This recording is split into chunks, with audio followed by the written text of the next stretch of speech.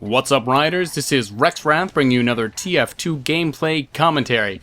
And in today's commentary, I'm going to go over some of the changes that have happened in the latest Team Fortress 2 update. In the gameplay that I have going on in the background, I'm testing out a few of the changed items as well as one of the new maps.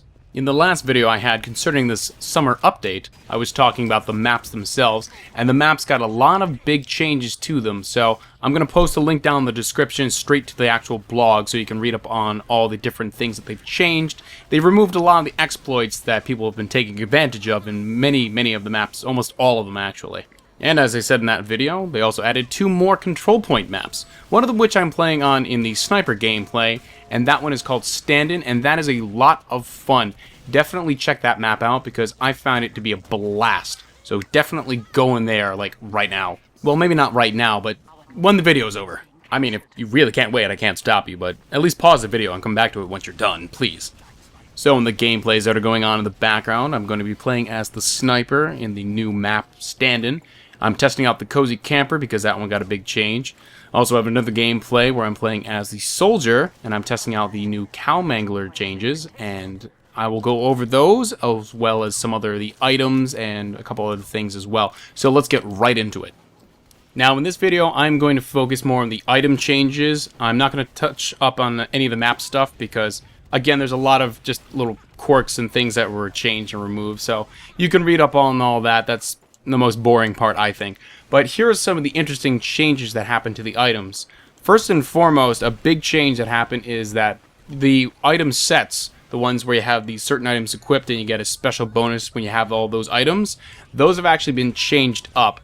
Now you don't actually have that ability to get some special bonus like you used to. I mean, there is a bonus, but it's mostly cosmetic, really. So what they ended up doing is they incorporated a lot of these bonuses that you normally get from these item sets into the weapons themselves. For example, the Croco style set is no longer what it used to be, where you can't get killed by headshots.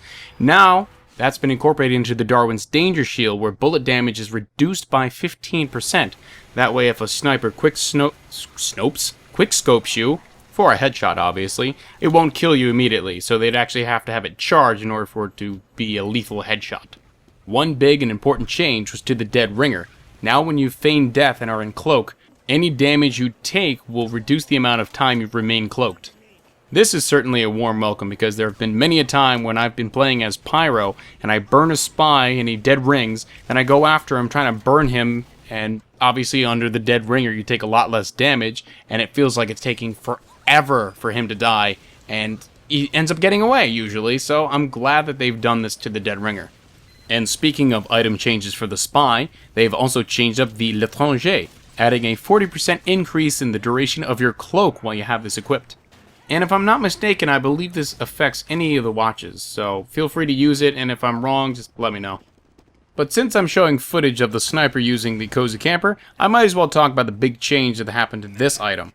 What they've done now is they've actually removed completely the movement penalty. Originally, the item came out with a 90% decrease in movement while you were scoped.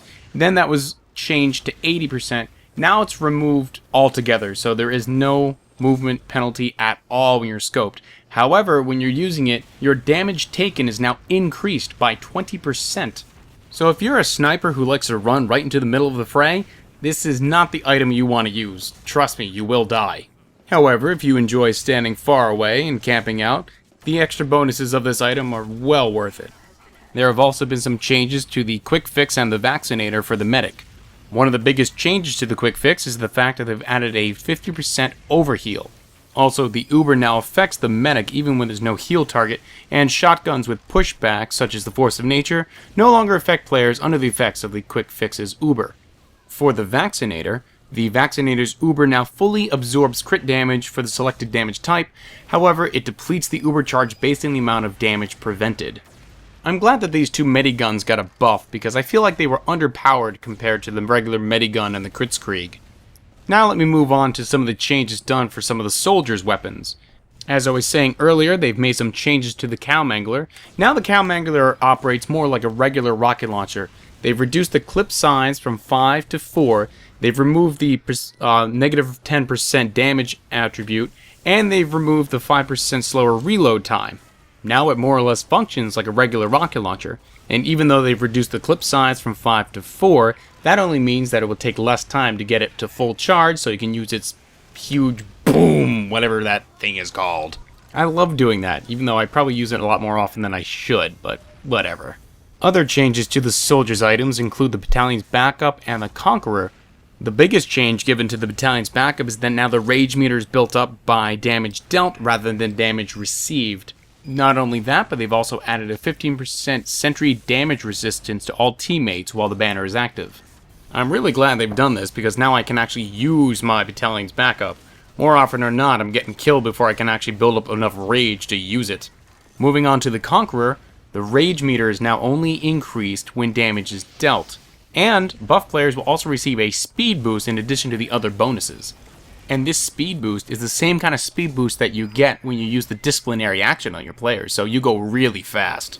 So anyway, I think I'm going to wrap it up for this video. Again, those were only some of the highlights to the updates that happened in a lot of the items and whatnot. If you want to check out all the different changes, make sure you just go to the link below, right to the blog. You'll see a huge list, so just check that out. Anyway, I want to thank you all for watching. If you enjoyed the video, please hit the like button. Help me raise this riot. If you want to join the riot, hit subscribe. Stay up to date on all my videos. Don't forget to follow me on Twitter, like me on Facebook, and join my Steam group. And as always, catch you all next time.